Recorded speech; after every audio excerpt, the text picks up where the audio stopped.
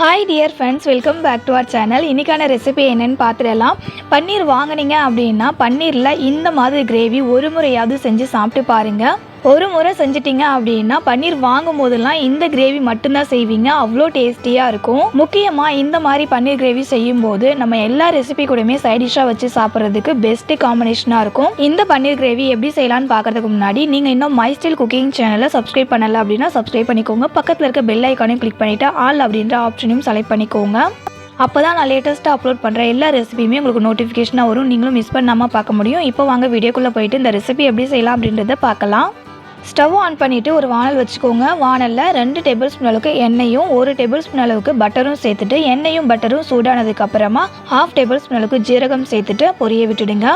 ஜீரகம் பொரிஞ்சு வந்ததுக்கப்புறமா இதில் ஒரு பெரிய சைஸ் வெங்காயத்தை இந்த மாதிரி பொடி பொடியாக கட் பண்ணி சேர்த்துக்கலாம். கூடவே 2 டேபிள் ஸ்பூன் அளவுக்கு இஞ்சி பூண்டு பேஸ்ட்டு சேர்த்துக்கிட்டு இந்த வெங்காயம் கண்ணாடி பதத்துக்கு வதங்கி வரணும். அதே போல் இஞ்சி பூண்டோடைய பச்சை வாசனையுமே போகணும். அது வரைக்கும் இது ரெண்டுத்தையுமே நம்ம வதக்கி விட்டுக்கலாம்.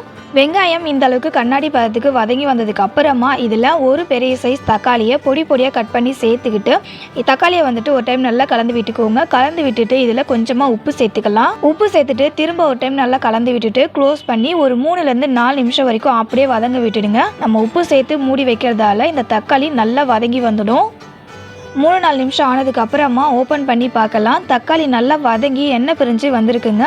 நம்ம கரண்டியால் தக்காளியை இந்த மாதிரி நசுக்கி பார்த்தோம் அப்படின்னா நல்லா நசுங்கணும். இந்த அளவுக்கு தக்காளி வதங்கி இருக்கணும். தக்காளி இந்த அளவுக்கு நல்லா எண்ணெய் பிரிஞ்சு வதங்கி வந்ததுக்கு அப்புறமா இதில் 1/2 டேபிள் ஸ்பூன் அளவுக்கு காஷ்மீரி மிளகாத்தூள் சேர்த்துக்கோங்க. 1 டேபிள் ஸ்பூன் அளவுக்கு மல்லித்தூள் சேர்த்துக்கோங்க. 1/4 டேபிள் ஸ்பூன் அளவுக்கு மஞ்சத்தூள் சேர்த்துக்கலாம். 1 டேபிள் ஸ்பூன் அளவுக்கு கடலை மாவு சேர்த்துக்கிட்டு இப்போ நம்ம சேர்த்துக்கிற இந்த மசாலாவோடைய பச்சை வாசனை போகிற வரைக்கும் நல்லா வதக்கி விட்டுக்கலாம். இந்த மசாலாவோடைய பச்சை வாசனை போயிட்டு நல்லா எண்ணெய் பிரிஞ்சு வதங்கி வரும். அது வரைக்கும் வதக்கி விட்டுக்கோங்க. மசாலாவோடைய பச்சை வாசனை போயிட்டு நல்லா எண்ணெய் பிரிஞ்சு வதங்கி வந்திருக்கு. இப்போ மசாலாவை ஒரு டைம் நல்லா கலந்து விட்டுட்டு இந்த மசாலா கூட ஒரு 2 கைப்பிடி அளவுக்கு பச்சை பட்டாணி சேர்த்துக்கலாம். சேர்த்துட்டு ஒரு 2 நிமிஷத்துக்கு அப்படியே நல்லா மிக்ஸ் பண்ணி விட்டுக்கோங்க. மிக்ஸ் பண்ணி விட்டதுக்கு அப்புறமா இப்போ கிரேவிக்கு தேவையான அளவுக்கு தண்ணி சேர்த்துக்கலாம். முதல்ல கொஞ்சமாக தண்ணி சேர்த்துக்கிட்டு நல்லா கலந்து விட்டுட்டு அதுக்கப்புறமா உங்களுக்கு எந்த அளவுக்கு கிரேவி வேணுமோ அந்த அளவுக்கு தண்ணி கரெக்டாக பார்த்து சேர்த்துக்கோங்க. தண்ணி சேர்த்ததுக்கு அப்புறமா கிரேவிக்கு தேவையான அளவுக்கு உப்பு சேர்த்துட்டு நல்லா கலந்து விட்டுட்டு உப்போடைய அளவு கரெக்டாக இருக்கான்னு செக் பண்ணிக்கோங்க. இப்போது இந்த தண்ணி நல்லா சலசலன்னு கொதிச்சு வரட்டும். இந்த மாதிரி தண்ணி நல்லா கொதிக்க ஸ்டார்ட் ஆனதுக்கு அப்புறமா இதை மூடி போட்டு ஒரு 5 நிமிஷத்துக்கு அப்படியே குக் பண்ணிக்கலாம். 5 நிமிஷத்துலேயே நல்ல கிரேவி டெக்ஸ்சருக்கு இந்த தண்ணி நல்லா திக்காகி வரும். இந்த கிரேவியில் சேர்த்துக்கிறதுக்கு பன்னீரை நம்ம சீவி எடுத்துக்கலாம். நான் இன்றைக்கி 200 கிராம் அளவுக்கு பன்னீர் எடுத்திருக்கேன். இந்த பன்னீரை 2ஆக கட் பண்ணிவிட்டு நம்ம காய்கறியெல்லாம் சீவோம்ல சீவல் மனை, அந்த சீவல் மனையில் பன்னீரை இந்த மாதிரி சீவி எடுத்துக்கோங்க. கிரேவியில் பன்னீரை இந்த மாதிரி சீவிட்டு சேர்த்துக்கும் போது இந்த கிரேவியோட டேஸ்ட்டு வேறு லெவலில் இருக்கும். நம்ம நார்மலாக கட் பண்ணி செய்வோம்ல அந்த மாதிரி பன்னீர் கிரேவி செய்யாமல் இந்த மாதிரி பன்னீரை சீவிட்டு கிரேவியில் சேர்த்து செஞ்சு பாருங்கள். டேஸ்ட் அட்டகாசமாக இருக்கும். பன்னீரை சீவி முடிச்சதுக்கு அப்புறமா கிரேவியை ஓப்பன் பண்ணி பார்க்கலாம். 5 நிமிஷத்துலேயே தண்ணி நல்லா திக்காகி கிரேவி டெக்ஸ்சருக்கு வந்திருக்கு பாருங்கள். இப்போது இந்த அளவுக்கு நல்லா கிரேவி டெக்ஸ்சருக்கு வந்ததுக்கு அப்புறமா நம்ம சீவி வச்சுருக்க பன்னீரை இந்த கிரேவிக்குள்ளே சேர்த்துக்கலாம். பன்னீர் சேர்த்துட்டு லைட்டாக ஒரு டைம் கலந்து விட்டுக்கோங்க. பன்னீரை ரொம்ப நேரம் குக் பண்ணணுன்ற அவசியம் இல்லை.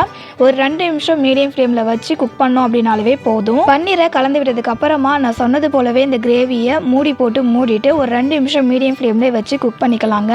ஃப்ரெண்ட்ஸ், ஏற்கனவே நம்ம சேனலில் பன்னீரை வச்சு நிறைய கிரேவி ரெசிபிஸ் நான் அப்லோட் பண்ணியிருக்கேன். அந்த ரெசிபியெல்லாம் நீங்கள் பார்க்கல அப்படின்னா டிஸ்கிரிப்ஷனில் லிங்க் தரேன், செக் பண்ணி பாருங்கள். நம்ம சேனல் பிடிச்சிருந்ததுன்னா சப்ஸ்கிரைப் பண்ணி சப்போர்ட் பண்ணுங்கள். 2 நிமிஷம் ஆனதுக்கு அப்புறமா கிரேவியை ஓப்பன் பண்ணி பார்க்கலாம். நல்லா எண்ணெய் பிரிஞ்சு கிரேவி சூப்பராக ரெடியாக இருக்குது. இப்போது ஸ்டவ் ஆஃப் பண்ணிவிட்டு கிரேவியை ஒரு டைம் நல்லா கலந்து விட்டுருங்க. கலந்து விட்டதுக்கு அப்புறமா இந்த கிரேவியில் 1/2 டேபிள் ஸ்பூன் அளவுக்கு கரம் மசாலாவும் கொத்தமல்லி இலைகளை கொஞ்சமாக கட் பண்ணி சேர்த்துக்கோங்க. சேர்த்துட்டு நல்லா ஒரு டைம் கலந்து விட்டுட்டு இதை சுட சுட சர்வ் பண்ணுங்கள். டேஸ்ட் வேறு லெவலில் இருக்கும். அவ்வளோதான் ஃப்ரெண்ட்ஸ், ரொம்பவே டேஸ்டியான எல்லா ரெசிபி கூடயுமே சைட் டிஷ்ஷாக வச்சு சாப்பிடக்கூடிய பன்னீர் புர்ஜி கிரேவி ரெடி ஆகிடுச்சு. கண்டிப்பாக இந்த கிரேவியை நீங்களும் செஞ்சு பார்த்துட்டு உங்களுடைய ஃபீட்பேக்கை மறக்காமல் என் கூட ஷேர் பண்ணிக்கோங்க. இந்த பன்னீர் புர்ஜி கிரேவி உங்களுக்கு பிடிச்சிருந்தது அப்படின்னா அந்த வீடியோக்கு ஒரு லைக் பண்ணிவிட்டு உங்கள் ஃப்ரெண்ட்ஸ் அண்ட் ரிலேட்டிவ்ஸ்க்கும் ஷேர் பண்ணி நம்ம சேனலுக்கு சப்போர்ட் பண்ணுங்கள்.